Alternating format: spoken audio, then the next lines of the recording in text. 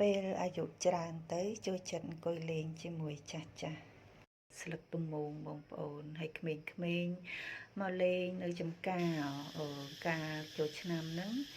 ម៉ាក់គេម៉ាក់ប៉ាគេហ្នឹងទៅវត្តទៅពេលហើយត្រឡប់មកវិញអញ្ចឹងទៅក៏ចូលលេងចំការម៉ាក់ចំការចាយនៅស្រុកក្មេងៗហ្នឹងស្អាតស្អាតតែបងប្អូនហ្នឹងហើយមិត្តភ័ក្តិក្មួយខ្ញុំម៉ាក់គេនឹងមិត្តភ័ក្តិក្មួយនៅចំការនៅស្រុកបងប្អូន មកលេងហើយក៏លេងរៃយំពិតពិតចាកាលនោះឆ្ងាញ់លីហាលចាហ្នឹងហើយចំការប្រៀបដូចជាកន្លែងទេសចរមួយដែរចាទទួលផលងាយងាយណាបងប្អូនចា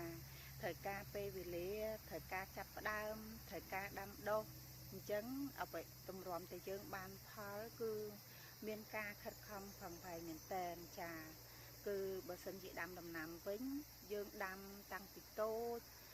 ថែទាំយូរចាអញ្ចឹងបានទទួលផលខំណាបងប្អូនហ្នឹងហើយដាំស្រោចទឹកចាថែទាំតម្រាំតែបានផ្លែមិញបេះភ្លក់មួយហើយផ្អែមឆ្ងាញ់ណាបងប្អូនអាលឿងនេះទុំដល់ហើយតែដាំទៅដុះឲ្យបានផលអញ្ចឹងឲ្យតែយើងធ្វើគឺបានហើយតិចឬច្រើនដឹងតែបានហើយទុរេនបានផ្លែប៉ុណ្ណេះហើយបងប្អូនកាលពីមុនចេញការក្តាប់ឥឡូវបានរៀងត្រូវហើយរៀងធំហើយមួយនេះរៀងធំបងប្អូនចាហ្នឹងហើយតម្រាំតបានផលទទួលបានផ្លែប៉ុណ្ណេះហ៎បងប្អូនត្រូវការដាំដុះថែទាំ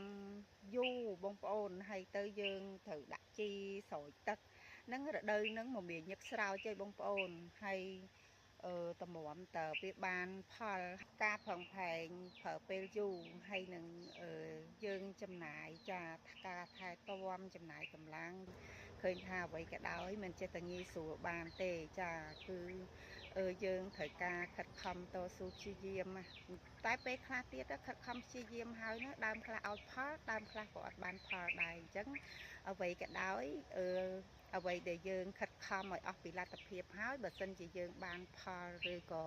ទទួលបានផលឬក៏មិនទទួលបានផលក៏យើងអស់ចិត្តចាអ្វីក៏ដោយតែយើងខំគឺបានហើយចាដឹងតែបានខ្លះហ្នឹងហើយយ៉ាងណាក៏បានខ្លះដែរចាអរគុណរូបភាពវីដេអូហ្នឹងខ្ញុំថតតាំងពីកាលចូលឆ្នាំឥឡូវទុរេនសាម៉ាវអីរៀងធំហើយចាទុរេនអាចនឹងធំហើយសាម៉ាវអាចនឹងចិត្ត